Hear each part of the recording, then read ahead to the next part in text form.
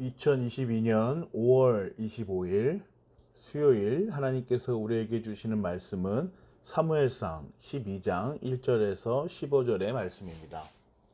오늘 본문은 하나님께서 이스라엘 백성들을 위하여 세우신 사무엘이 이스라엘 백성들에게 지난 세월을 회고하며 교훈하고 있는 장면입니다. 이제 왕으로 세워진 사울에게 자신의 자리를 내어주는 과정이죠. 사울과 이스라엘 백성들이 왕이 누구인지, 어떤 존재이며 그의 책무가 무엇인지 알지도 못하고 알려고 하지도 않자 이러한 사건을 통하여서 교훈하려는 것처럼 보입니다. 먼저 사무엘은 자신이 그동안 자리를 지켜왔던 것에 대하여 이스라엘 백성들에게 확인하는 과정을 가집니다. 3절입니다. 내가 여기 있으니 주님 앞에서 그리고 주님께서 기름 부어 세우신 왕 앞에서 나를 고발할 일이 있으면 하십시오. 내가 누구의 소를 빼앗은 일이 있습니까? 내가 누구의 나귀를 빼앗은 일이 있습니까? 내가 누구를 속인 일이 있습니까? 누구를 억압한 일이 있습니까? 내가 누구한테서 뇌물을 받고 눈 감아 준 일이 있습니까? 그런 일이 있다면 나를 고발하십시오. 내가 당신들에게 갚겠습니다. 이에 대하여 이스라엘 백성이 아무것도 없다라고 말하자 사무엘은 5절에 이렇게 말합니다. 당신들이 나에게서 아무런 잘못도 찾지 못한 것에 대하여 오늘 주님께서 증인이 되셨고 주님께서 기름 부어 세우신 왕도 증인이 되셨습니다. 그러자 온 백성이 그렇습니다. 주님께서 우리의 증인이 되셨습니다. 자신의 일에 대하여 하나님께서 친히 자신의 증인이 되셨으며 하나님께서 허락하시어 세운 왕도 증인이 되셨다라고 말합니다. 모두 사무엘의 말에 동의하죠. 하나님께서는 자신이 세우신 사람들을 통하여 하나님의 사역을 증거하십니다. 그리고 그 세우신 사람들은 그 증거로 인하여 하나님의 사역에 적극 참여하며 그 엄청난 존재의 증거 앞에 자신의 삶을 확인받습니다. 6절입니다. 사무엘이 백성에게 말하였다. 모세와 아론을 세우시고 당신들의 조상을 이집트 땅에서 데리고 올라오신 분이 바로 주님이십니다. 사무엘은 여기서 그치지 않고 이스라엘 역사를 통하여 직접적으로 하나님의 존재와 사역을 이스라엘 백성들에게 보이십니다. 모세와 아론도 마찬가지다 라고 말하죠. 하나님께서는 사람을 세우셔서 일하신다라는 것을 분명하게 밝히고 있습니다. 하나님께서는 택하신 사람을 세우셔서 하나님께서는 자신을 드러내시고 자신의 길을 교훈하신다라는 이 원리를 가르치십니다. 사무엘은 모세와 아론을 언급한 후에 야곱의 역사로 돌아갑니다. 야곱의 역사에서 그들이 이집트로 인하여 억압당할 때에 그들의 부르짖음을 들으시는 하나님을 언급합니다. 이스라엘 백성들의 부르짖음에 응답하여서 이제 내가 하나님인 줄 알겠지라고 하시면서 모세와 아론을 세우셨다라는 것이죠. 이것은 명백한 사실이며 이스라엘의 역사입니다. 그런데 이스라엘 백성들은 곧 이 역사를 잊고 맙니다. 그래서 이집트가 아닌 블레셋과 모압, 하솔을 사용하셔서 이스라엘을 정복하게 하시죠. 또 이스라엘 백성들은 하나님께 살려달라 부르짖었고 그 부르짖음에 여룻바알과 베단과 입다 그리고 사무엘을 보내셔서 건져 주셨습니다.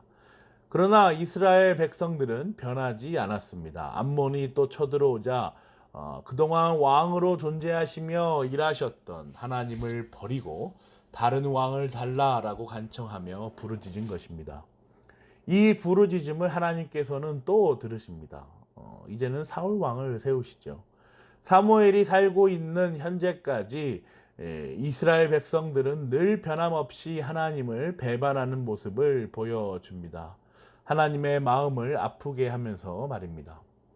사무엘은 이렇게 하나님의 구원 사역이 지난 과거 역사를 통하여 계속적으로 반복적으로 성실하게 진행되었다라는 것을 밝힌 후에 9절에서 10절에 이르러 우리의 삶이 언약 안에 있음을 보여줍니다. 9절 10절입니다. 그런데도 백성은 주 그들의 하나님을 잊어버리고 말았습니다. 그래서 주님께서는 조상들을 블레셋 사람과 모압 왕과 하솔 왕과 야빈의 군사령관인 시스라에게 넘기시고 우리 조상들을 쳐서 정복하게 하셨습니다. 조상들은 주님께 살려달라고 부르짖으면서 우리는 주님을 버리고 바알 신들과 아스타롯 여신들을 섬기는 죄를 지었습니다. 이제 원수들에게서 우리를 건져 주시기 바랍니다. 그러면 우리가 주님만을 섬기겠습니다 하고 호소하였습니다. 하나님의 영원하신 작정에 근거한 구원 사역이 진행되는 가운데 그 당시 현재를 살아가는 이스라엘 백성들에게 남아있는 것은 그 변하지 않는 구원 사역을 바라보며 현재 주어진 언약의 삶을 성실하게 살아내는 것이라는 것을 교훈하고 있는 것입니다. 사랑하는 고향저희 교회 성도 여러분, 오늘 본문은 우리에게 어떤 교훈을 전달해 줍니까? 우리는 하나님의 구원 사역을 늘 경험합니다. 그러나 우리의 연약함으로 인하여 이 구원 사역이 흐릿해 보이기도 합니다. 하나님의 구원 역사라는 영원의 관점에서 볼 때 하나님의 구원 사역은 결코 변하지 않는 사역입니다. 야곱의 역사부터 모세와 아론, 사사들의 역사, 그리고 사무엘과 사울의 역사까지 지난 과거의 여러 가지의 모양들의 사건들이 이 역사의 현장들이 변하지 않는 하나님의 구원 사역을 증거하여 줍니다. 초월이신 하나님께서 시간 안으로 내려오셔서 자신의 존재를 역사로 증거하셨습니다. 7절을 한번 다시 보시죠.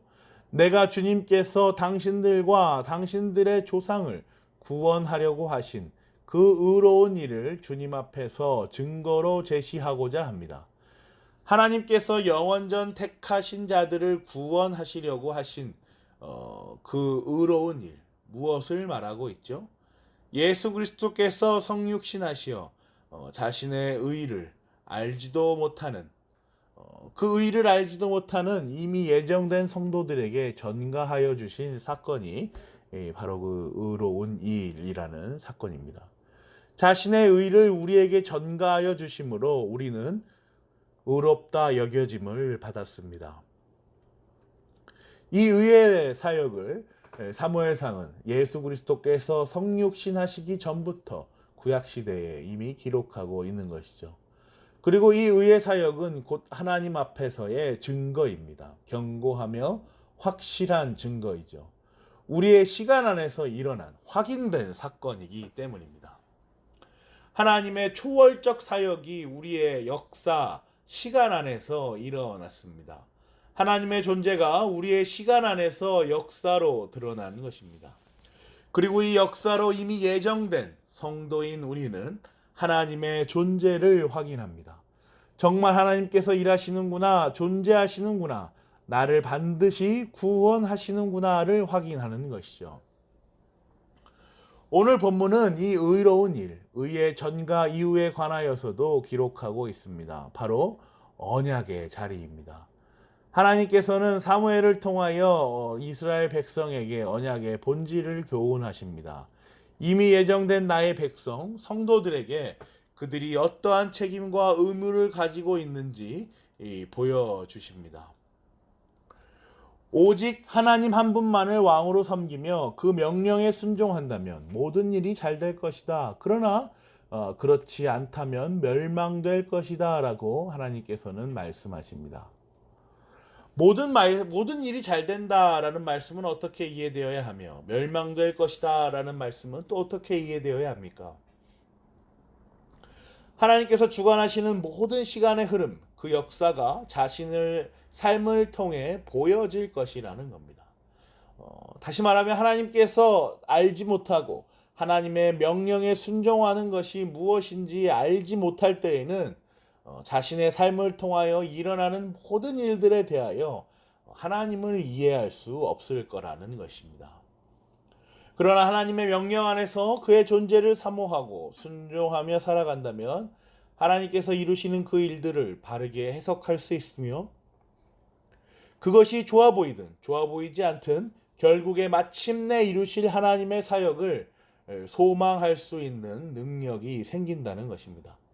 성도가 하나님을 바르게 이해하지 못하면, 하나님의 사역을 바라보는 눈이 없다면 그는 하나님의 택하심을 받아 구원받은 자라 할지라도 그 사실이 변하지 않는 진리임이 분명하지만 그의 시간, 곧 그의 삶은 황폐할 것이며 그 어떤 것도 누리지 못하는 그야말로 멸망으로 떨어지는 것과 같을 것이다 라는 것입니다.